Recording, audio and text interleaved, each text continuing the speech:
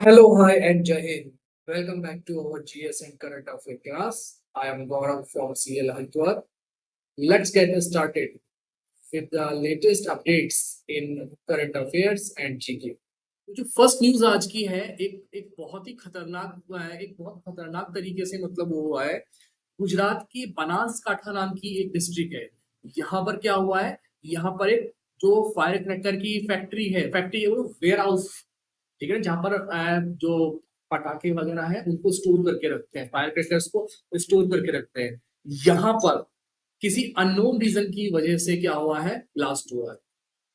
और ये ब्लास्ट इतना खतरनाक था कि कम से कम 21 लोग मारे गए हैं, ठीक है ना। 21 आप देख रहे होंगे, मतलब इसमें मारे गए हैं।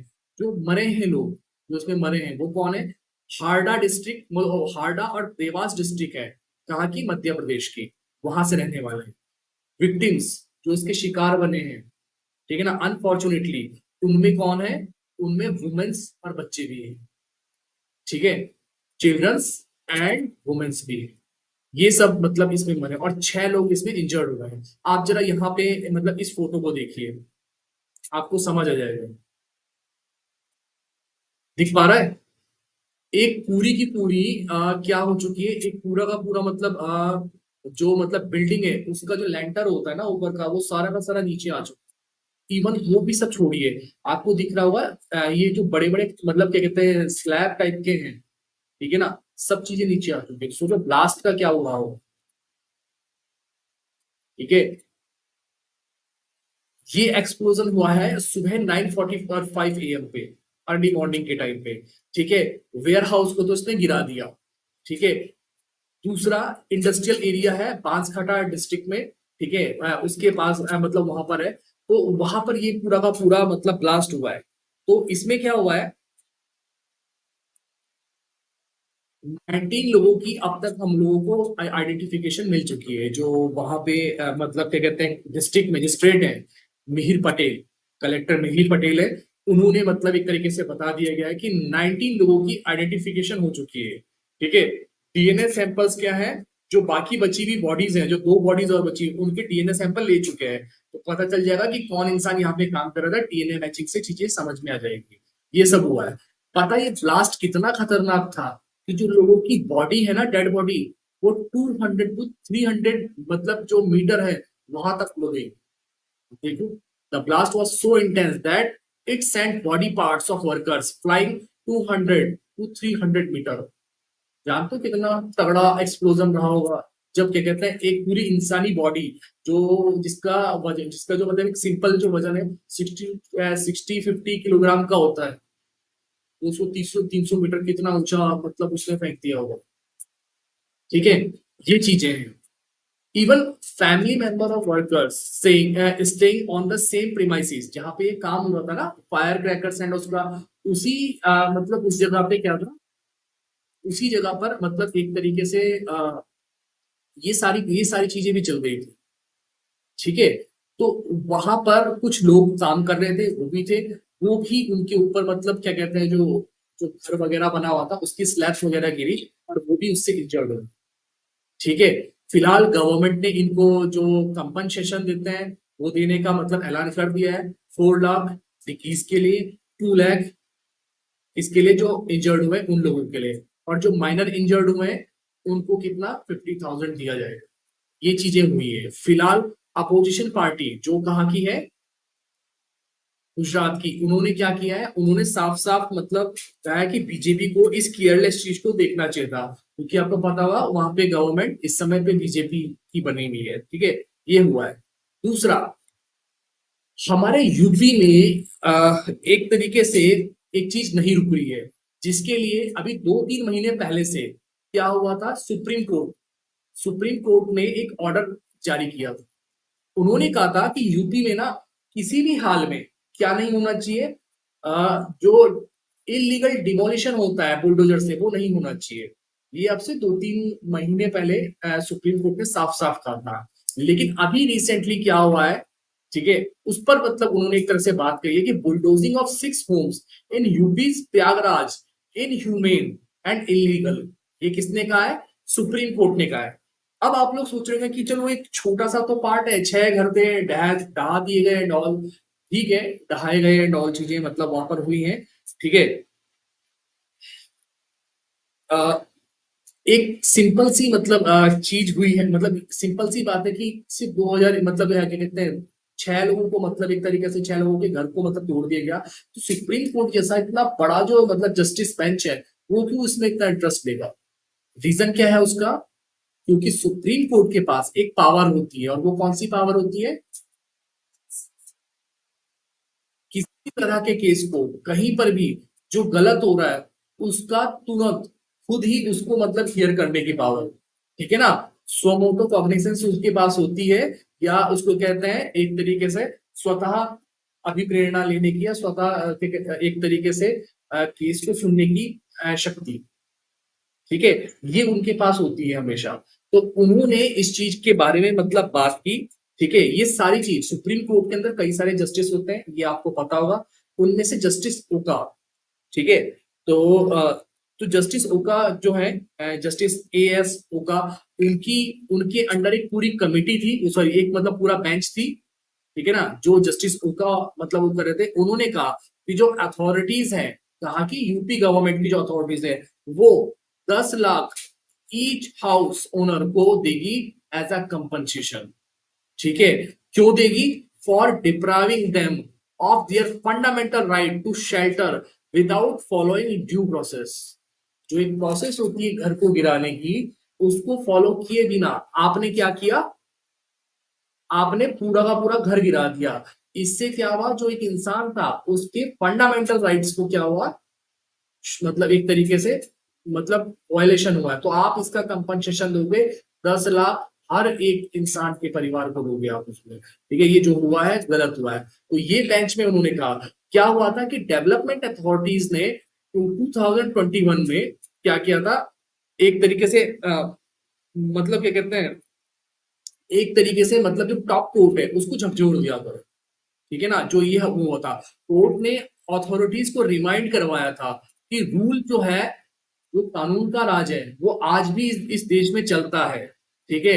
And the fundamental right to shelter was the basic feature of the Constitution, ठीक है।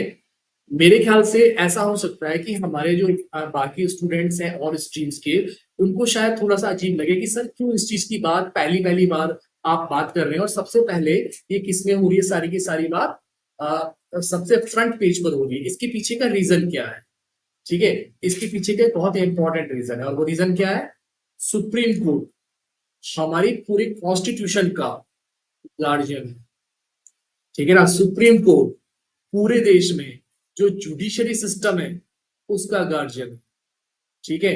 अगर सुप्रीम कोर्ट अपना काम करना बंद कर दे, तो देश में जो ऑर्डिनरी मतलब लोग हैं वो कहाँ जाएंगे और किसकी तरफ देखेंगे? ये कंट्री तो है।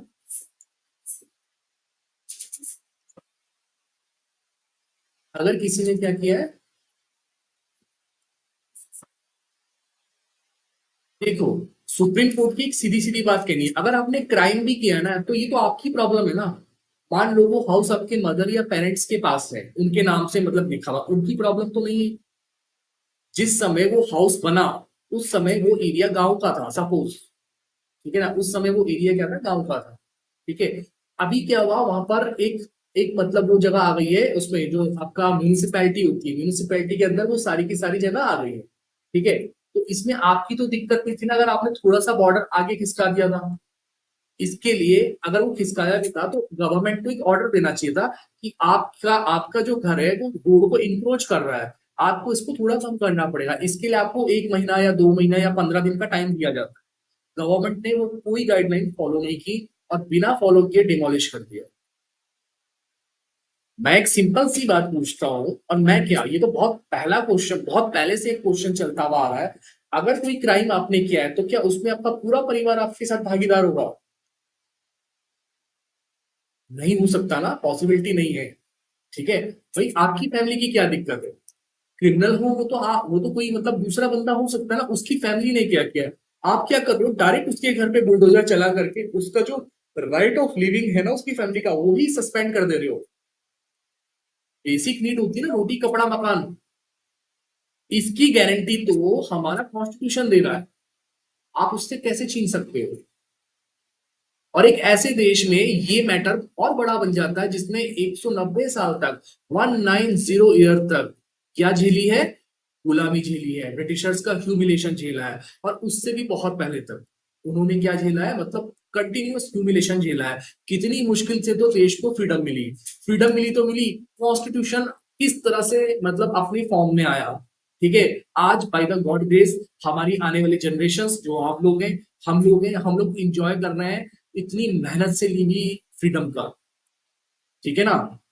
मतलब अगर आपको रिकॉर्ड्स के बारे में कभी पता चले कि उस टाइम पर किस तरीके से ब्रिटिशर्स ने मतलब ह्यूमिलेट किया था उसको, आपके देश को, ठीक है, आप शायद अपने आंसू ना रोक पाओ। इतना हॉरिबल मतलब यहाँ पर मैटर था। उसके बाद एक ऐसी कंट्री जिसने इतनी मुश्किल से क्या कहते हैं आजादी ली है, उसमें फंडामेंटल राइट तो बहुत ज्यादा क्या कहते हैं मतलब बेसिक चीजें हो जाती है।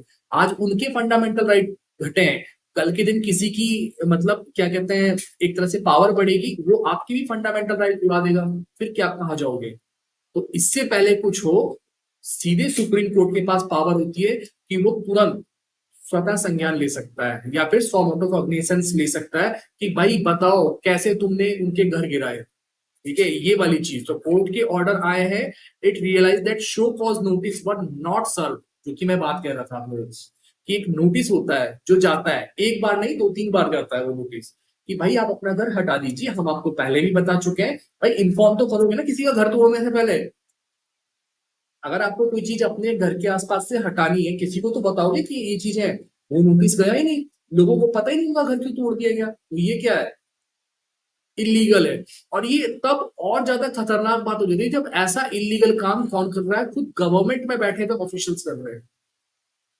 यूपी गवर्नमेंट में बैठे हुए जो ऑफिसर्स हैं, उन्होंने ये काम किया कि एक घर को बिना नोटिस के ढहा दिया। इसका क्या क्वेश्चन, इस पे तो बहुत बड़ा क्वेश्चन मार्क है, गवर्नमेंट पे बहुत बड़ा क्वेश्चन मार्क लग जाएगा। ठीक है, तो सुप्रीम कोर्ट ने इस चीज के बारे में बात कही और ये कहा this this affecting business must be stop. They have lost their house because of this. ठीक है, एक्चुअल में जो जस्टिस सोका है उन्होंने यहाँ पर मतलब ये चीज कहा कि दे have lost their houses because of this. ठीक है, मुझे कहना चाहिए कि एक घर बहुत बड़ी चीज होती है, वो ईंट और पत्थर से बना हुआ एक घर नहीं होता है। अगर इमोशन वाइज देखा जाए, एक घर कितनी कितनी ज्यादा इंपॉर्टेंस होती है घर की, ये आपको पता चलेगा जब आप सुबह से शाम तक क्या कहते हैं क्लासेस ले रहे हो और शाम को थक के जाओगे और घर में मतलब अपने बेड पर या अपने बेडरूम पे जाकर के सोओगे, तब पता चलेगा कितना सेफ्टी फील होता है। ऑल एक घर वो क्या होता है, उसमें कई सारे इमेजिनेशन, बहुत सारे लाफ्टर्स, बहुत सारे पेन, ठीक है, बहुत सारी चीजें छुपी होती है। ऐसे 6 घर तोड़ने का मतलब बहुत बड़ी बात है। ठीक है ना? फंडामेंटल राइट्स को डिस्ट्रॉय करना ये बहुत खतरनाक चीज है। जब हमारा कॉन्स्टिट्यूशन बना था ना, ठीक है ना, सैल्यूट टू देम जिन्होंने हम लोगों का कॉन्स्टिट्यूशन बनाया, आजादी लेकर के देन कॉन्स्टिट्यूशन बनाया। ठीक है, देश लगभग सिविल वॉर के कगार पे खड़ा था, उसको टूटने से बचाया। ठीक है, उन लोगों ने उन लोगों ने बहुत सोच समझ करके आपके जो फंडामेंटल राइट्स थे ना उन पर डिस्कशन किया, डिबेट किया और उनको मतलब डिसाइड किया। उन्होंने साफ साफ कहा यार जिंदा रहने का जो राइट है ना, फंडामेंटल राइट होना चाहिए, इतना तो सबको अलाउड है। जब ऊपर वाले ने आपको दिया तो रोटी कपड़ा मकान जैसे जो बेसिक एमिनिटीज है आप सबको मिलनी चाहिए। इसके अलावा राइट टू फ्रीडम मिलना चाहिए, मतलब आपकी मर्जी, आपका देश, इंडिया आपकी कंट्री है ना, भारत आपका देश है, आपकी मर्जी कि आप उत्तराखंड से निकलो, पंजाब में जाकर के अपना बिजनेस करो। आपकी मर्जी कि आप साउथ इंडिया में जाकर के अपने बच्चों की एजुकेशन दो। ठीक है, आपकी मर्जी कि आप अपना जो घर है वो गोवा में समुद्र के किनारे खरीदो, अगर आपके पास उतने पैसे हैं तो। ठीक है, ये सब आप लोगों की मन के ऊपर होना चाहिए। कहीं पर भी किसी भी देश के इंसान को कोई रोक टोक नहीं होनी चाहिए। ठीक है, इंसान कहीं भी जाकर के रह सकता है। ठीक है, वो एजुकेशन जैसी जो मतलब बेसिक फैसिलिटीज है उसका वो फायदा उठा सकता है। तो ऐसी कई सारी चीजें उन लोगों ने दिया। और उसके साथ हमारे कॉन्स्टिट्यूशन ने जब हमने 1950 26 जनवरी को उसको अडॉप्ट किया, उसने इस चीज की गारंटी दी। इस चीज की गारंटी दी कि हम आपको ये सब चीजें प्रोवाइड कराएंगे। तो ऐसे में ऐसा कैसे हो सकता है कि एक भी घर या एक भी परिवार के साथ इनजस्टिस हो, उसके फंडामेंटल राइट्स नॉर्मल सिचुएशन में क्या कर दिया जाए, सस्पेंड कर दिया जाए और सुप्रीम कोर्ट उस पर एक्शन ना ले। ठीक है, इसीलिए सुप्रीम कोर्ट ने यहाँ पर एक्शन लिया। तो उन्होंने कहा है these cases shock our conscious our conscious sorry these cases shock our conscience. ठीक है ना, उन्होंने कहा कि मतलब ये हमारी चेतनाओं को झकझोरने वाले मतलब केस हैं। ये किस तरीके के मतलब एक तरीके से केस हो रहा है कि रेसिडेंशियल प्रीमाइसिस को मतलब इस तरह से तोड़ दिया जा रहा है। ठीक है, उन्होंने मतलब सीधी सीधी मतलब ये वाली बात की, उन्होंने कहा कि ये काम तो रुकने चाहिए। आपके इन हरकतों की वजह से अगर कोई अपना घर खो रहा है तो ये बहुत ज्यादा सीरियस कंसर्न है। ठीक है, इसके चलते उन्होंने मतलब इस पे मतलब बात की। जो इसके पेटिशनर्स थे, one second, the appellant in this case were Zulfikar Haider, Shahnaz Parveen, Ali Ahmed Fatmi, Naliya Fatmi, Bibi Maimuna and Ahmed Ali. ठीक है, इनके फेवर में मतलब एक तरीके से कहा और कोर्ट ने पाया कि शो कॉज नोटिस तो दिया ही नहीं गया था। दिसंबर 18 मतलब वाज इशूड टू देम। ठीक है, and effects the same day with a remark that two attempts were made to serve them in the person. मतलब दो बार वो नोटिस जा चुका है, इस तरीके का मतलब उनको एक तरीके का नोटिस सेम डे दिया गया था। ठीक है ना, एक तो मतलब ये वाला मैटर भी मतलब हुआ था। दूसरा, उन्होंने एक चीज और कहा है, नवंबर 2024 को भी उनका एक फैसला आया था जिसके बारे में मैंने अभी बात की और कहा भी था सबसे शुरुआत में कि अभी 2-3 महीने पहले एक मतलब बात आई है। नवंबर को सुप्रीम कोर्ट की ही बेंच ने इस बात के लिए कहा था कि जो ये बुलडोजर कल्चर है ये देश के लिए खतरनाक है। आप मेडिवल टाइम पीरियड में नहीं जी रहे हो कि जहां पर आपने गलती की आपकी पूरी फैमिली को सूली पर चढ़ा दिया जाएगा। आप किस में जी रहे हो इस समय? हाँ, अल्ट्रा मॉडर्न एज में जी रहे हैं। हम मॉडर्न में नहीं जी रहे हैं, मॉडर्न तो था 1970s, 1999, 2000। ठीक है ना, अब आपके एक क्लिक पे पूरी दुनिया की इंफॉर्मेशन आपके पास है, आप अल्ट्रा मॉडर्न एज में हो। ठीक है ना, you are dealing with AI digital जो रेवोल्यूशन है उससे। तो आप लोग किस में हो इस समय पे? अल्ट्रा मॉडर्न एज में हो आप लोग। तो अल्ट्रा मॉडर्न एज पे क्या कहते हैं, ये मेडिवल टाइम पीरियड का रूल नहीं चल सकता। उन्होंने साफ साफ इस चीज के लिए मतलब उनको बोला था, ये ना 2024 वेरिडक्ट नवंबर 2024 में ये कहा था कि against bulldozer culture followed by the state, जो ये हो रहा है इसको प्लीज ट्रेंड मत बनने दीजिए। क्योंकि क्या हो रहा था, यूपी के मतलब जो जो सीएम है उनका ये बुलडोजर वाला जो एक्शन था, इससे इंस्पायर होकर के जो बाकी स्टेट्स के हैं जो मतलब वो है ना, जो बाकी स्टेट्स हैं और वहां के होने वाले आपके जो चीफ मिनिस्टर्स हैं, उन्होंने भी इस तरह की जो कार्रवाई है, इस तरह की जो प्रोसीजर्स हैं वो शुरू कर दिए थे कि जिसने जिसका भी जिसके घर में भी कोई क्रिमिनल मिला उसका घर ढहा दो और एक झूठा नोटिस चिपका दो कि ये क्या है, मतलब एक तरीके से मतलब हम 2 नोटिस दे चुके हैं और इन 2 नोटिस देने के बाद आपने कोई भी अपने घर को हटाने में वो नहीं किया, तो आज सुबह हमारी टीम आ रही है आपका घर तोड़ के जा रही है। ठीक है, ये चीज मतलब है। आप और हम यहाँ पर बैठ के सुन रहे हैं एक रूम में। ठीक है, तो हमको ये बहुत छोटी सी बात लग रही है कि 6 लोगों का घर घर ही टूटा है, डॉल टूटा। उनसे पूछो जिनका सामान उसके अंदर होगा, जिनकी यादें और जिनका जाने कितने इमोशंस उस पे होगा, और जब वो उनके सामने टूटा होगा वो देखना ही किसी के लिए कितना हार्ट ब्रेकिंग हो सकता है। ठीक है, तो यहाँ पे सुप्रीम कोर्ट ने एक बहुत स्ट्रांगली अपोज किया है इस चीज को। ठीक है, ये चीज तो आपको मैंने बताई है इसमें। वन सेकेंड, शायद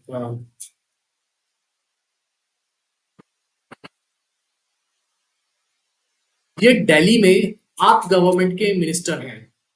ठीक है, नाम है इनका, बिल्कुल सही, मतलब है आप लोगों के पास थोड़ा सा जीएस का, please to hear it, Kapil Mishra साहब। ठीक है, दिल्ली के मिनिस्टर हैं। कोर्ट ने ऑर्डर दिया पुलिस को कि इन पर एफआईआर फाइल की जाए और इनकी इन्वेस्टिगेशन की जाए कि इस इंसान ने क्या किया था 2020 में जो दिल्ली में रियॉट हुए थे, क्या उसमें कोई एक्टिव रोल प्ले किया था या नहीं किया था। क्योंकि ऐसा पता चला है एक तरीके से कि कुछ मतलब जो जो तार थे वो इनके साथ जुड़े हुए थे इन रियॉट्स के। ठीक है, आपको पता है 2020 में जब क्या कहते हैं कोविड चल रहा था उस समय दिल्ली में मतलब क्या हुए थे, दंगे हुए थे। इन दंगों के चलते हुए एक बड़ी खतरनाक चीज, मतलब जो मरे एंड ऑल, मतलब वो डिकीज हुए वो तो था ही, 53 लोग तो मर गए थे, ठीक है। 700 क्या हुए थे, इंजर्ड हुए थे। मरने वालों में से, मतलब इसके बाद भी, मतलब ये काफी टाइम तक चले थे। मरने वालों में एक आईबी का ऑफिसर भी था, इंटेलिजेंस ब्यूरो ऑफ इंडिया का। आईबी का मतलब जानते हो ना, देश की स्पाई एजेंसीज, मतलब एक तरीके से उसको मतलब फॉलो करती है आईबी, ठीक है। उसका भी एक टैलेंटेड जो मतलब इंसान था, वो था नॉट स्पाई, बट उसका एक employ.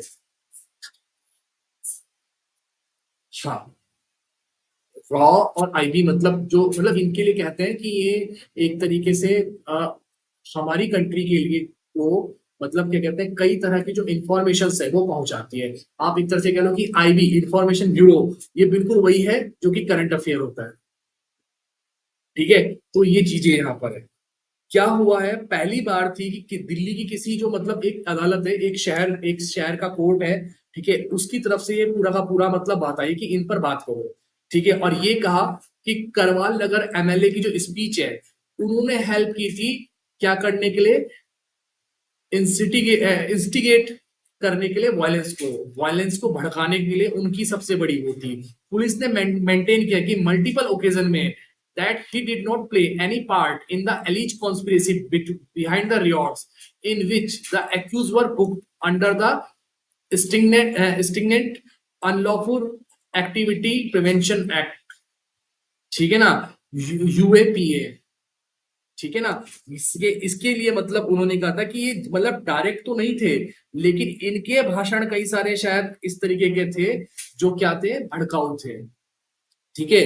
Current case mister Mishra ji के ऊपर मतलब फाइल हुआ था लास्ट दिसंबर के टाइम पे, यमुना विहार रेसिडेंस ने मतलब वो किया था, ठीक है। तो इस पर मतलब बात करते हुए उन्हें कहा कि इनके खिलाफ एक तरीके से वारंट इशू होना चाहिए, ठीक है। तो 53 जो लोग थे वो इसमें मारे गए थे, ठीक है। फेब्रवरी मतलब एक तरीके से क्या हुआ था, according to complaint Mr Mishra and his associate allegedly blocked the road at Kardampuri, Delhi on February 23, 2020 and broke the carts belonging to the Muslims and Dalits, ठीक है ना। जो उनकी गाड़ियां वगैरह थी उसको रोकना शुरू किया उन्होंने, ठीक है। और इसके चलते ही ये धीरे धीरे करके इसने एक दंगे का रूप लिया, ठीक है। आज कौन सा साल चल रहा है, 2025 से 5 साल पहले का जो दंगा हुआ है उसके ऊपर बात कही, ठीक है। तो ये अपने आप में मतलब एक तरह की बड़ी हुआ है। तो हमारी जो कोर्ट है, कोर्ट ने भी एक सीधी सीधी बात कही है। कोर्ट ने कहा है अगर ये शिकायत झूठी पाई गई तो जिसने शिकायत की है मिस्टर इलियास, उनके खिलाफ कंप्लेंट दर्ज की जाए।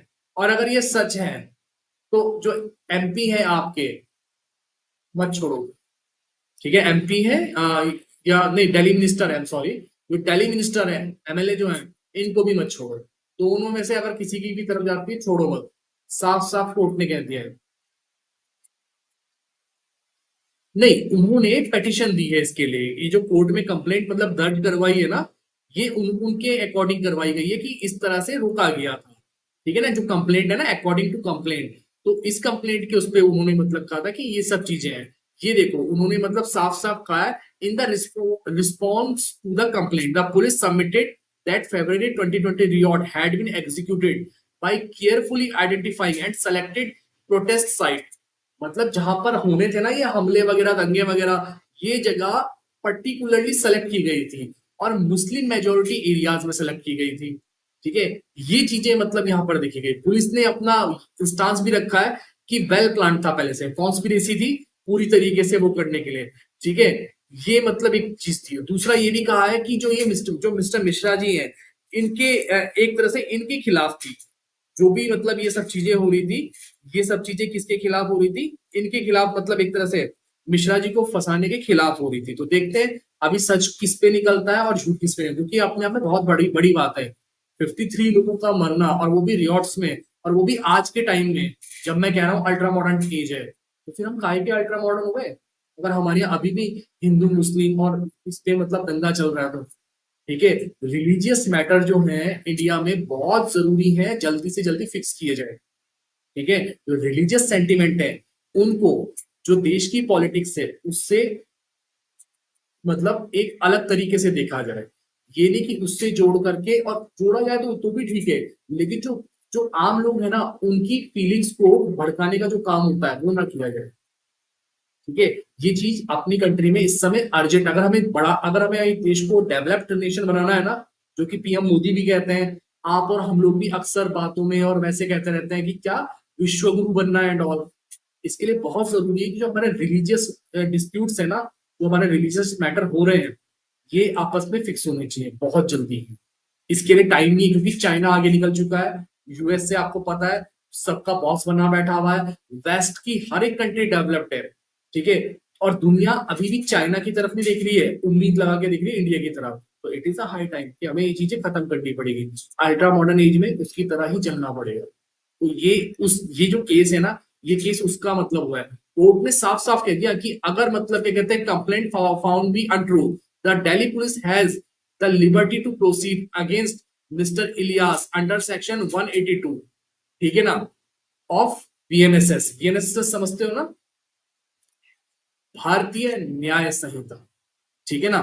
आपको एक चीज और बता देता हूं, इसमें कहा कि इनके खिलाफ भी मतलब कोर्ट मतलब क्या किया जाए, केस किया जाए। तो इनके खिलाफ कौन सी मतलब पुलिस फाइल करेगी, कंप्लेंट फाइल करेगी इनके खिलाफ, किस केस में, ये बताएगा?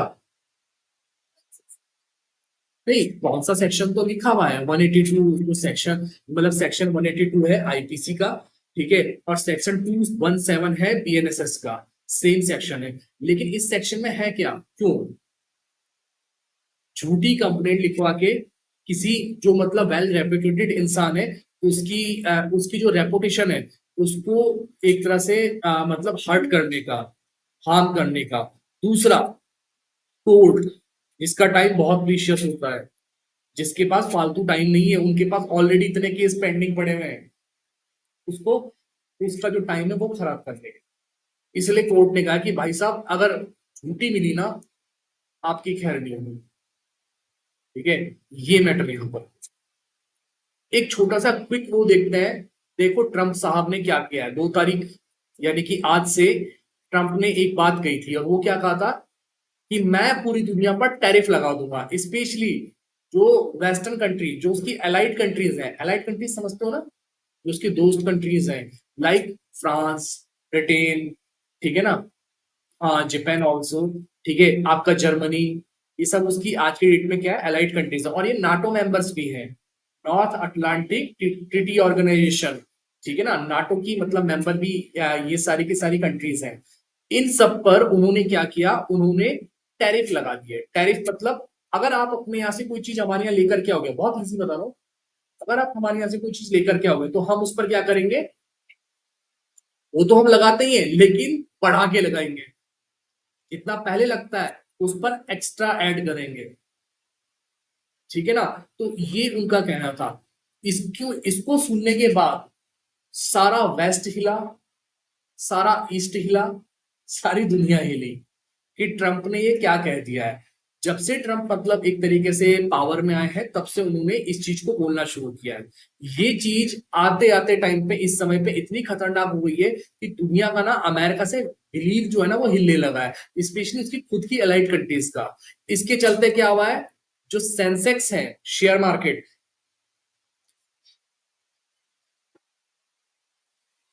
नॉट एक साल पहले जब उनका इनॉग्रेशन अभी जनवरी 2025 में हुआ है, ठीक है ना, उस दिन के बाद से वो लगातार कह रहे थे कि मैं टैरिफ लगाऊंगा। मार्च आने तक, मार्च का जो मिड टाइम पीरियड था वो आने तक उन्होंने कह दिया था, जो कार जैसी जो चीजें उन पर 38% तक टैरिफ पहुंचा रहे थे, कि इतना परसेंट टैक्स लगेगा अगर आपको अपनी कार एंड ऑल चीजें हमारे यहाँ बेचनी है तो। ये उन्होंने कहा था, स्पेशली इंडियन प्राइम मिनिस्टर के सामने बैठा करके वहां पर उन्होंने कहा था। ट्रंप जो इससे पहले प्रेसिडेंट रह चुके हैं, आपको पता होगा, यूएसए के, ठीक है, जितने अग्रेसिव वो अपने फर्स्ट टर्म में थे ना, इसमें उसके ये मानो क्या है, अल्ट्रा प्रो मैक्स अग्रेसिव हो रखे हैं। आप तो क्लास में थी, मैंने आपको पर्टिकुलर एक वीडियो दिखाया था जिसमें ट्रंप किसके साथ बात करते हैं, जेलेंस्की के साथ। जानते हैं कौन है जेलेंस्की?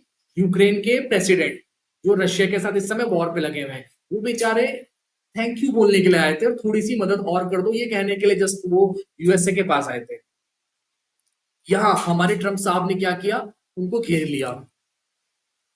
और पूरी नेशनल और वर्ल्ड इंटरनेशनल मीडिया कवर कर रही है उनके सामने, मतलब वो बात करने की, अपनी बात रखने की कोशिश कर रहे हैं। ट्रंप ने वहां पर उनको एक तरह से डांटते हुए कहा है, no you are not suppose to allow to speak here. साफ साफ उन्होंने कहा है, no you are not allowed to speak here, साफ साफ कहा है उन्होंने। वो एक तरह से डांटा है। सिमिलर उन्होंने, जब हमारे नरेंद्र मोदी जी अभी गए थे वहां पर, अमेरिका गए थे, तो वहां पर भी उन्होंने अपनी टोन नीचे नहीं की।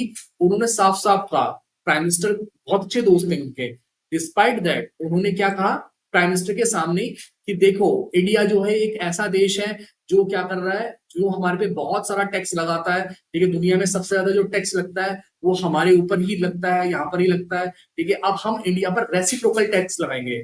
रेसिप्रोकल टैक्स मतलब जितना इंडियंस ने लगा रखा है उसके इक्विवेलेंट ही लगाएंगे, कम नहीं करेंगे, उसके इक्विवेलेंट, ताकि यहाँ से टैक्स नीचे हो, तब जाकर के क्या कहते हैं हम अपना काम करेंगे। ये उनका कहना। ठीक है, तो इतना टैक्स लगने से क्या हो जाएगा? अगर अमेरिका, क्योंकि अमेरिका की जो इकोनॉमी है वो पूरी दुनिया में सबसे ज्यादा थ्राइविंग है, और थ्राइविंग ना कहें तो सबसे ज्यादा बड़ी इकोनॉमी है। ठीक है, अगर इतनी बड़ी इकोनॉमी ही आपको, आपके यहाँ का जो बिजनेस और ट्रेड है, अगर उसको रोक देती है तो क्या होगा? अगर वो ही रोक देती है तब क्या होगा? दुनिया का जो ट्रेड और बिजनेस है ना वो रुक जाएगा। ट्रेड और बिजनेस रुकेगा तो क्या होगा? इकोनॉमी सबकी थम जाएगी। इकोनॉमी थमेगी तो क्या होगा? Great depression. और क्या होगा? ग्रेट रिसेशन या ग्रेट डिप्रेशन, दोनों में से एक आएगी। लोगों की जॉब जाएगी, चीजें महंगी हो जाएगी, जो बेसिक एमिनिटीज की चीजें होती है, डेयरी प्रोडक्ट्स एंड ऑल चीजें, जो हम सब्जी वगैरह खाते हैं, वो सब चीजें क्या हो जाएगी? महंगी हो जाएगी। फिर आप लोग कहाँ जाओगे? तो बहुत जरूरी है दुनिया में ये जो टैरिफ वाला कल्चर उन्होंने इंट्रोड्यूस किया है, इसको एक तरीके से कम करना। और इसकी खबर आई, मैंने अभी आपसे बात की थी ना इंट्रोडक्शन के टाइम पर, मैंने आप लोगों से एक बात बोली थी कि करंट अफेयर क्या करता है। अगर करंट अफेयर के बारे में आपकी नॉलेज है तो वो क्या करता है, वो आपको एक तरह से अपवर्ड भी लेके जाता है। और मैंने आपको बताया था कि जो शेयर मार्केट है वो बहुत ज्यादा डिपेंड करता है नेशनल और इंटरनेशनल लेवल पर क्या न्यूज चल रही है। क्योंकि 2 तारीख से क्या होना था, शेयर मार्केट मतलब क्या कहते हैं, टैरिफ मतलब एक तरह से सब पे लगा था, तो उसका असर सबसे पहले किस पर पड़ा? शेयर मार्केट पर। क्योंकि शेयर मार्केट जो है वर्ल्ड लीडर, और वर्ल्ड लेवल पर होने वाली जितनी भी चीजें हैं उनसे डायरेक्ट अफेक्ट होता है। ठीक है, कैसे अफेक्ट होता है? मान लो कहीं पर वॉर वगैरह जैसी चीजें चल रही है, उस देश से सप्लाई आ रही है आपके देश में, वॉर के चलते क्या होगी? सप्लाई डिस्टर्ब होगी, शेयर बढ़ेंगे कि घटेंगे? जैसी बातें घटेंगे। अगर उस देश की मतलब सप्लाई के लिए हमने लिया तो डायरेक्ट वो होता है। तो अगर किसी देश का कोई लीडर है, वो कुछ भी मतलब गलत या झूठा मतलब एक तरह से स्टेटमेंट भी दे देता है, उससे भी शेयर मार्केट का अपवर्ड और डाउनवर्ड जाता है हमेशा। तो यहाँ पर तो दुनिया के सबसे पावरफुल देश का जो प्रेसिडेंट है वो कह रहा है कि मैं टैरिफ लगाऊंगा, तो क्या हुआ? सेंसेक्स जो है वो 1390 पॉइंट नीचे आ गया। ठीक है, ये चार्ट आप देख सकते हैं, इसमें मैं बहुत ज्यादा नहीं जाऊंगा, लेकिन ये चार्ट आप देख सकते हो। जनवरी 6 में जो मतलब हमारा जो शेयर मार्केट था, ठीक है ना, कहाँ पे एक तरीके से था, बीएसई सेंसेक्स है वो ड्रॉप हुआ है इतने पॉइंट्स। ठीक है, और एनएससी निफ्टी जो है वो 354 पॉइंट्स तक मतलब नीचे आया है एक तरीके से। ठीक है, तो एक तरह से कहो कि दुनिया के शेयर मार्केट्स की जो हालत है वो खराब होने लगी है। ठीक है, क्या होगा? गोल्ड एंड ऑल चीजों के प्राइस बढ़ते जाएंगे, ये मैटर होगा। ठीक है, तो कुछ तो मतलब कुछ चीजें तो मतलब ये वाली हुई है। हाँ, मुझे तुमको एक फॉरेन न्यूज में कुछ और भी दिखाना है, इंटरनेशनल जो एक न्यूज है उसके बारे में भी बात करनी है। Just wait.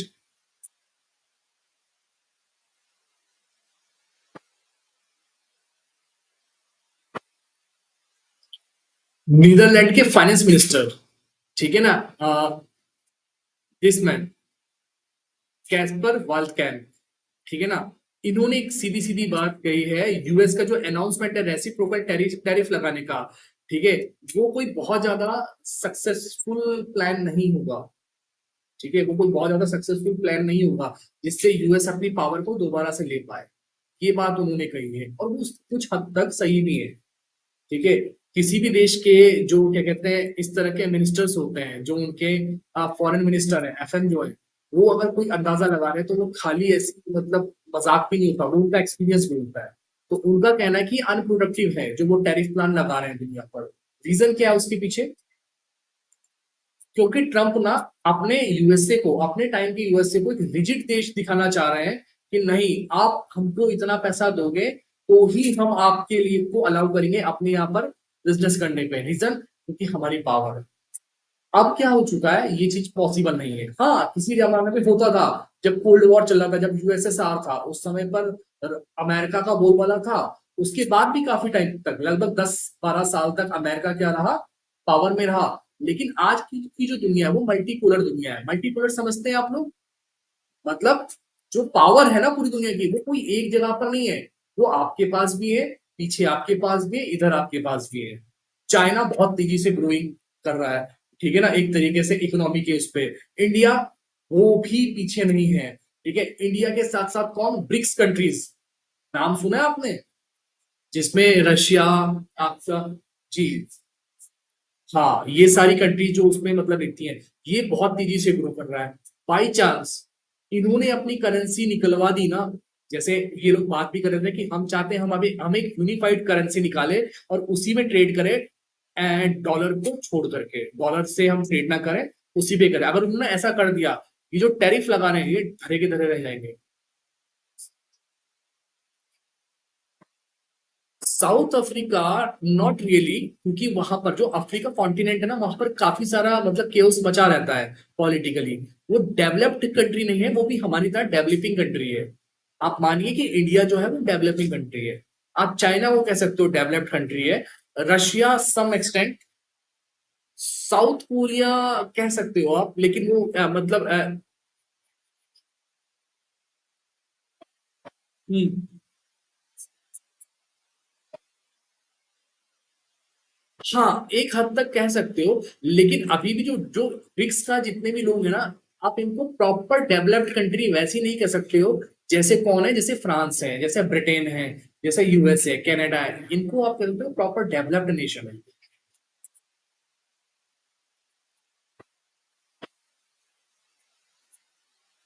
हाँ, तो जनरली अभी मैंने बताया ना, ये सब चीजें क्या है, जितने भी मतलब चाइना हो गया या साउथ कोरिया, ये डेवलप्ड की तरफ, मतलब प्रॉपर डेवलप्ड की तरफ अभी जा रहे हैं। मतलब इनको एक तरह से एक्नॉलेज तो किया गया, लेकिन सबने एक्नॉलेज नहीं किया इनको एज अ डेवलप्ड कंट्री। कई कंट्रीज में ये आज भी डेवलपिंग कंट्रीज में गिनी जाती है, ठीक है। कई सारे जो सर्वेज होते हैं उनमें ये डेवलपिंग कंट्रीज में गिनी जाती है। आप कह लो कि ऐसी कंट्री जो जल्दी ही डेवलप्ड होने वाली है, ठीक है। एक जनरल टर्म हम लोग करते हैं, क्योंकि ब्राजील भी है, इंडिया भी है, साउथ अफ्रीका भी है, ये तो डेवलपिंग नेशंस हैं अभी, ठीक है ना।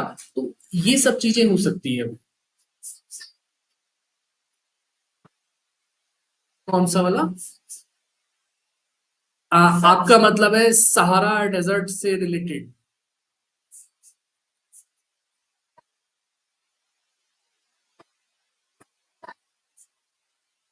हाँ, वो केओटिक, वो आपका कहना सही है, जो मतलब वो पूरा एरिया है सहारा डेजर्ट एंड ऑल चीजें जहाँ के लिए मतलब आती है, वो वहां पर मतलब जो जो कंट्रीज है वो आज भी वहां पर केओटिक प्रॉब्लम्स हैं उस साइड पर। उसके जो अराउंड का एरिया है वहां पर आज भी उस तरह की वो है। तो उसके चलते भी, लेकिन फिर भी अफ्रीका जो है अपनी बाकी कंटेम्पररी जो कंट्रीज हैं उनसे बहुत आगे निकल चुका है। साउथ अफ्रीका की बात करो, वो उनसे काफी ज्यादा आगे निकल चुका है, उस कॉन्टिनेंट में जितनी और कंट्रीज हैं उनसे। उनमें से कई कंट्रीज तो अपने सिविल वॉर में अभी तक उलझी भी है स्टिल, ठीक है। कईयों में पायरेट्स घूम रहे हैं, या जो डाकू एंड ऑल चीजें हुए वो घूम रहे हैं। तो वहां पर तो अभी ये दिक्कतें अभी भी चल चल रही है इस समय में, ठीक है। तो ये सारी की सारी चीजें। दूसरी चीज, इसके जस्ट बगल वाली एक न्यूज मेरे को आपको दिखानी है। Le Pen's party gear up for protest after her poll ban. France में जो है राइट विंग की पार्टी आ रही है, बिल्कुल वैसे ही जैसे इंडिया में भी इस समय कौन सी पार्टी रूल कर रही है? राइट विंग, डेफिनेटली बीजेपी, लेकिन राइट विंग पार्टी, ठीक है। अमेरिका में इस समय जो पार्टी है कौन सी वो कर रही है? Right wing. कौन सी पार्टी? रिपब्लिक और डेमोक्रेट? रिपब्लिक, ठीक है। और आपका जर्मनी, वहां पे क्या हो रहा है? शायद आपको नहीं पता हो, गौरी बताइए। इलेक्शन चल रहे हैं, और एक ऐसी पार्टी एग्जिस्टेंस में आ रही है जो कि बहुत टाइम से भुला दी गई थी, वो उसकी डिसेंडेंट पार्टी है। वो कौन सी पार्टी है, कोई बताएगा? हाँ, आपने एक नाम सुना, एडोल्फ हिटलर? डेफिनेटली। ये नाम तो मजाक में भी कभी ना कभी बोला होगा, वो छोटी छोटी मूछों वाला इंसान। ठीक है। उसकी पार्टी थी Nazi party, national socialist party उसकी थी। ठीक है, जो कि बदनाम थी जूस को मर्डर करने के लिए। ठीक है। और भी बहुत सारे क्राइम उन्होंने कमिट किए थे। वर्ल्ड वॉर 2 शुरू करने के लिए यही लोग एक तरीके से प्राइमरी जिम्मेदार माने जाते हैं। इस समय इसी पार्टी की आइडियोलॉजी को फॉलो करने वाली एक extreme right wing party Germany में क्या कर रही है, आ रही है। ठीक है। उसका नाम क्या है? Alternative solution for Germany. ठीक है ना? ASG करके उसको बोलते हैं, आई थिंक। मैं आपको दिखा भी देता हूँ। जर्मनी एक्सट्रीम, सबसे पहले उसी का नाम है, उसी पार्टी का जो नाम है वो सबसे पहले इसमें आने वाला है। ये देखो, अल्टरनेटिव फॉर जर्मनी लिखा, AFD में SD करके बोलता है, अल्टरनेटिव सॉल्यूशन। मतलब वो कहते हैं कि जर्मनी का यही है कि एडोल्फ हिटलर की जो मतलब आइडियोलॉजी उसको फॉलो करो। ठीक है। तो ये पार्टी वहां पर एक तरह से वो आ रही है। आप कह सकते हो कि इस समय जो आपकी दुनिया है, ठीक है, वो राइटिस्टों का एज चल रही है। ठीक है, ज्यादातर जो पार्टीज हैं वो राइट साइड की वो है। ठीक है। और राइटिस्ट जो होते हैं वो थोड़ा सा वॉर एंड ऑल चीजों को लेके डिसीजन जरा जल्दी ले लेते हैं।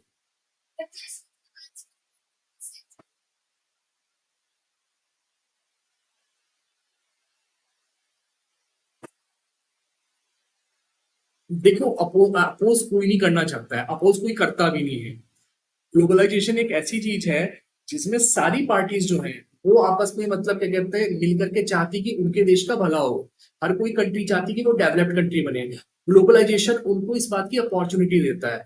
हाँ, शुरुआत में जब ये शुरू हुआ था ग्लोबलाइजेशन 90s के डिकेड में, तब राइटिस्ट ने भी उसको मतलब एक तरह से किनारे किया था, और लेफ्टिस्टों ने थोड़ा सा ज्यादा किया था। ये चीजें उस समय हुई थी, लेकिन आज आपको कोई ऐसा नहीं मिलेगा कि ग्लोबलाइजेशन को एक तरह से अपोज करे कि नहीं, क्या कहते हैं, वो हमको नहीं चाहिए। आई थिंक कोई भी ऐसा नहीं हो जो अपने देश को आगे बढ़ता हुआ नहीं देखना चाहेगा, और दुनिया के बाकी जो कंट्रीज हैं उनसे बात नहीं करना चाहेगा। फाइन।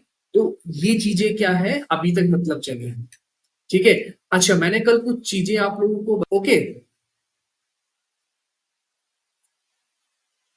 स्पोर्ट्स एंड गेम की बात करते हैं। ये जो जो फैक्ट्स हैं डेफिनेटली मैं आप लोगों को प्रोवाइड करवा ही दूंगा, लेकिन आपको इस चीज के बारे में थोड़ा सा पता होना चाहिए। First Indian to win an Olympic medal कौन थे? पहले इंडियंस जिनको ओलंपिक मेडल मिले थे। Norman Pritchard. कहाँ मिले थे? 1900 में मिले थे, एथलेटिक्स में। मैं आपको बता दूं, ये वही ईयर थे जब पहली बार मॉडर्न टाइम में ओलंपिक गेम्स की शुरुआत हुई। किसी को पता ओलंपिक गेम क्या होते हैं यहाँ पे? आपको तो डेफिनेटली पता ही है, बट औरों को मतलब पता है ओलंपिक गेम क्या होते हैं? एनीवन?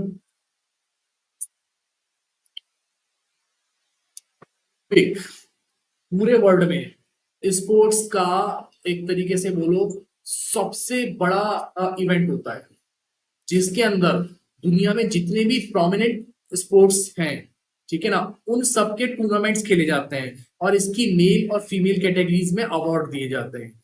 ये सब चीजें कब से शुरुआत हुई है? ये शुरुआत हुई है एटलीस्ट 6th century BCE से।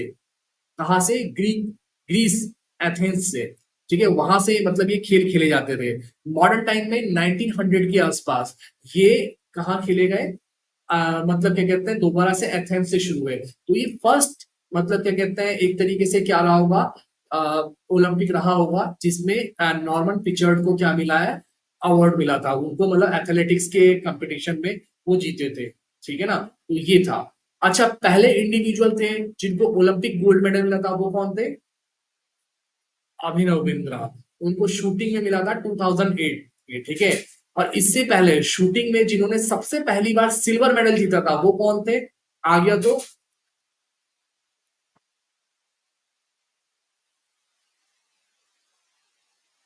शूटिंग में, जो शूटिंग गेम है, ठीक है, उसमें जिसने पहले इंडियन जिन्होंने सिल्वर मेडल जीता था और वो अभिनव बिंद्रा से पहले जीता था, वो कौन थे? इस समय बीजेपी से एमपी हैं, नाम है कर्नल राज्यवर्धन सिंह राठौर। ठीक है, colonel Rajyavardhan Singh Rathore Indian Army से थे उस टाइम पे, तो उन्होंने जीता था। ये 2003 के ओलंपिक के टाइम की बात है। ठीक है, तब उन्होंने मतलब उसको जीता था। अच्छा, first Indian woman to win an Olympic medal individually, वो कौन था? कर्णम मल्लेश्वरी देवी। ठीक है, कर्णम मल्लेश्वरी। वेट लिफ्टिंग में इन्होंने क्या किया था, जो ओलंपिक मतलब क्या कहते हैं, जो ओलंपिक है, ब्रॉन्ज जीता था इन्होंने। ठीक है ना, तो ये उस टाइम पर हुआ था। इसी तरह से grand slam title, grand slam जानते हैं कोई? वॉइस तो स्पोर्ट्स वगैरह खेलते होंगे। ग्रैंड स्लैम टाइटल जिन्होंने जीता था, क्या होता है ग्रैंड स्लैम टाइटल? अरे नहीं यार, स्लैब कैसे हमारे, वो स्लैब होता है, स्लैम कहाँ, SLAM, 1 सेकेंड। ग्रैंड स्लैम जो टाइटल है, ये किसको मिला? महेश भूपति को। ठीक है ना, महेश भूपति को मतलब ये टाइटल मिला है फ्रेंच ओपन डबल्स में। कब? 1997 में। ठीक है, आप इस चीज को सर्च करके देखना कि ग्रैंड स्लैम टाइटल क्या होता है, बल्कि आपके लिए मैं जनरली बता भी देता हूँ।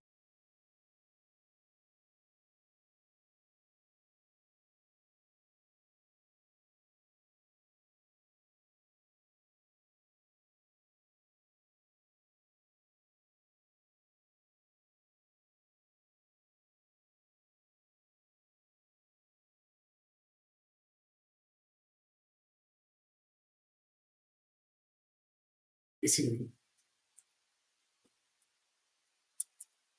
सेकेंड,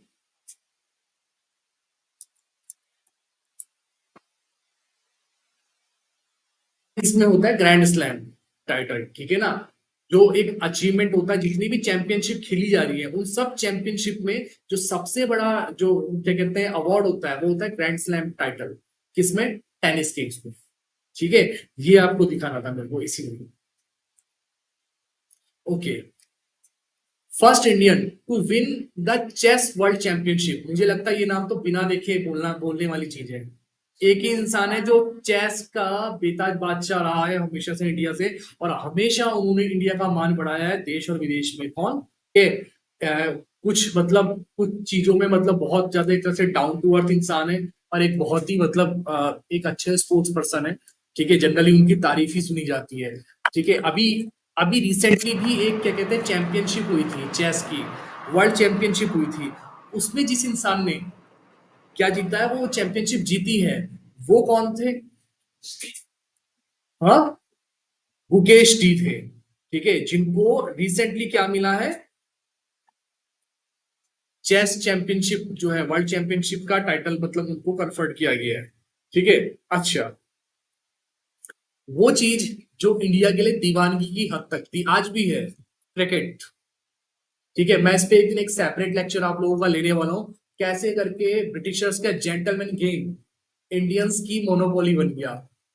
आज जितनी भी मतलब क्रिकेट एसोसिएशन है पूरी दुनिया के देशों की, उनमें जो सबसे ज्यादा मतलब एक तरह से कहो वेल्थिएस्ट क्रिकेट एसोसिएशन है, वो कौन सी है? BCCI। ठीक है ना, इंडिया की जो मतलब क्रिकेट एसोसिएशन है वो, इवन इतनी है कि जो ICC जो इंटरनेशनल क्रिकेट क्लब है, उसको भी वो एक तरह से फंड कर दे, उसकी मतलब वेल्थ इस तरह से है। दूसरा, उसके जो खिलाड़ी है मतलब इंडिया के जो खिलाड़ी हैं, उन्होंने उस तरह का मतलब मेहनत भी की है और उस तरह की चीजें भी मतलब देखने को मिली है। तो कैसे करके क्रिकेट आगे बढ़ा, इसके ऊपर बात करेंगे। लेकिन फिलहाल बात करते हैं फर्स्ट इंडियन क्रिकेट कैप्टन कौन थे? CN नायडू। ठीक है ना, sorry, CK Naidu. I'm sorry, CK Naidu. Then first woman to climb Mount Everest. हाँ, बछेंद्री पाल। कोई बताएगा कहाँ से है? आपके उत्तराखंड से, यहीं से है। ठीक है, ये पहली विजनरी थी जो चाहती थी कि मेरे बाद हर लड़की क्या करे, माउंटेन क्लाइंबिंग जैसी जो चीजें हैं उनमें बाहर निकले। और इनके मतलब फाउंडिंग मेंबर तो नहीं कहेंगे, लेकिन वो बछेंद्री पाल ही थी जिन्होंने उत्तरकाशी में जो माउंटेनियर इंस्टीट्यूशन है ना, नेहरू माउंटेनियर इंस्टीट्यूशन, उसके को फाउंडर्स में से मतलब उन्होंने उसमें मतलब बढ़ावा दिया था एक तरीके से लोगों को। ठीक है, उन्होंने उसको मतलब एक तरह से आगे बढ़ाया था। और माउंटेनियरिंग में वो आज भी बहुत बड़ा नाम है। कभी उनके इंटरव्यू सुनना, इतने इंस्पायरिंग इंटरव्यू है कि मतलब आप बोलोगे कि यार आज चीजें इन्होंने बताई है कहीं से। ठीक है, तो ये चीजें हैं। आई गेस अभी थोड़ा सा टाइम हमारे पे, थोड़ा सा और एक बार देख लेते हैं। Media and entertainment, films, movies. ठीक है, कितने लोग देखते हैं, कितनों को पसंद है मूवीज देखना यहाँ पे? ठीक ठीक। कोई ऐसा जिसको जो हेट करता है मूवी देखने से? आई डोंट थिंक कि कोई ऐसा होगा। सबसे पहली मूवी जो इंडिया की बनी थी वो कौन सी थी? राजा हरिश्चंद्र। कौन सी थी? राजा हरिश्चंद्र। कब बनी थी? 1913 में। ठीक है ना? दादा साहब फाल्के ने बनाई थी। ये नाम सुना है? दादा साहब फाल्के। इनके नाम से आज अवार्ड दिया जाता है। कौन? He was one of the first pioneer in in Indian movie business. ठीक है ना? उसमें पहले इंसान थे जिन्होंने मतलब बनाया था इसको, राजा हरिश्चंद्र। ठीक है, आप में से शायद कईयों को पता नहीं होगा, लेकिन राजा हरिश्चंद्र जो है वो एक ऐसी मूवी थी जिसको जिसके बारे में, जिसको कहते हैं, क्या कहते हैं, हमारे फ्रीडम फाइटर्स भी देखते थे। ठीक है, राजा हरिश्चंद्र पे कहते हैं एक बार इसी तरीके से गांधी जी जब छोटे थे तब तो मतलब इस समय तक तो बहुत बड़े हो चुके थे, लेकिन जब वो छोटे थे और वहां गुजरात में रहते थे तो उन्होंने राजा हरिश्चंद्र पे बना हुआ एक नाटक देखा था। उसको देख के उनके मतलब वो एक तरह से इमोशनल हो गए थे और उन्होंने मतलब एक तरह से कसम खाई थी कि वो पूरी लाइफ में कभी किसी से झूठ नहीं बोलेंगे। ठीक है, तो इसीलिए राजा हरिश्चंद्र का जो पूरा का पूरा नाटक है ना, जो वो उसको एज अ मूवी के उसमें कन्वर्ट किया गया। लेकिन क्या आपको पता है जो हमारी सबसे पहली मूवी थी वो बोलती हुई मूवी नहीं थी, साइलेंट मूवी थी, उसमें आवाज नहीं आती थी। जो फर्स्ट इंडियन टॉकी फिल्म थी जो बोल सकती थी वो थी आलमारा, 1931। ठीक है ना? अनफॉर्चुनेटली इसकी एक भी रील और इसका एक भी पोस्टर मतलब जो है हमारे पास नहीं है, इस समय हमारे किसी रिकॉर्ड में नहीं है। ठीक है, पहली इंडियन फिल्म जिसको ऑस्कर में नॉमिनेशन मिला था, जीती नहीं थी, नॉमिनेशन मिला था, मदर इंडिया। वो मूवी जिसको किसने जिसमें किसने पार्ट किया है? अ, राजकुमार, नरगिस दत्त और मिस्टर संजय दत्त। संजय दत्त का मेन पार्ट है उसमें। ठीक है, वो उस टाइम के इंडिया की एक झलक दिखाता है कि किस तरह से मतलब लोगों को ह्यूमिलेट किया जाता था। तो वो मूवी सबसे पहली वो थी।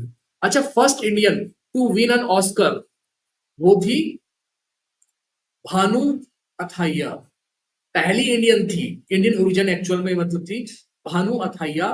ठीक है, जिनको बेस्ट कॉस्ट्यूम डिजाइन का मतलब क्या दिया गया था, और मतलब ऑस्कर अवार्ड मिला था इस कैटेगरी में। ठीक है, किस मूवी के लिए?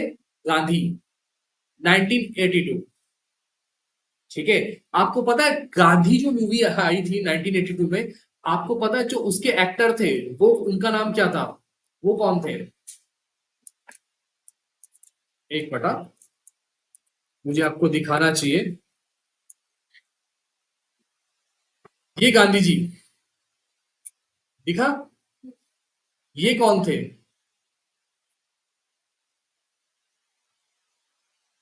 Pen Kingsley, famous British actor है। ठीक है, किस पर मूवी बनी है? एक्टिंग किसने की है? ब्रिटिश एक्टर ने। ठीक है, लेकिन इंडियन ओरिजिन ब्रिटिश एक्टर ने। इनके जो मतलब पुरानी जो इनकी रूट्स है एंसेस्टर्स की, वो इंडिया से है। इनका नाम है Ben Kingsley, sir Ben Kingsley. इनको सर का टाइटल कन्फर्ड है ब्रिटिश एम्पायर की तरफ से, तो सर बेन किंग्सले। बहुत सारी मूवीज को करने का मतलब बहुत मतलब ग्राउंड ब्रेकिंग मूवीज और कई सारे ऑस्कर्स इनको मिले होंगे। ठीक है, तो इन्होंने पहली पहली बार मतलब वो मूवी बनाई थी, और ऐसी मूवी बनाई थी जो आज तक की बेंचमार्क है महात्मा गांधी पर, उससे बढ़िया मूवी कोई नहीं बनी हुई है। ठीक है, उसको क्या मिला था? ऑस्कर अवार्ड मिला था। अच्छा, इसमें एक वर्ड आ रहा है ऑस्कर अवार्ड। ठीक है, कोई मुझे बताएगा कि ऑस्कर अवार्ड का जो एक ऑफिशियली नाम है वो ऑस्कर अवार्ड है या कुछ और है? तुम्हें तो शायद बताया है। आप में से किसी को अगर हल्का सा बताओ। और अभी रिसेंटली ऑस्कर अवार्ड की सेरेमनी हुई है, अभी मार्च में अवार्ड दिए गए उसमें। और जिन मूवीज को अवार्ड दिए गए वो तो आपके जो जनरली जो प्लेटफॉर्म आप यूज करते हो ओटीटी प्लेटफॉर्म उनमें आ भी चुकी है, like Amazon and Netflix and also on जो है उनमें वो मूवीज आ भी चुकी है जिनको ऑस्कर अवार्ड दिए गए, कन्फर्ड किए गए हैं। कोई बताएगा मुझे ऑस्कर अवार्ड के बारे में कि क्या उसका असली नाम है? हमेशा याद रखना, एकेडमी अवार्ड।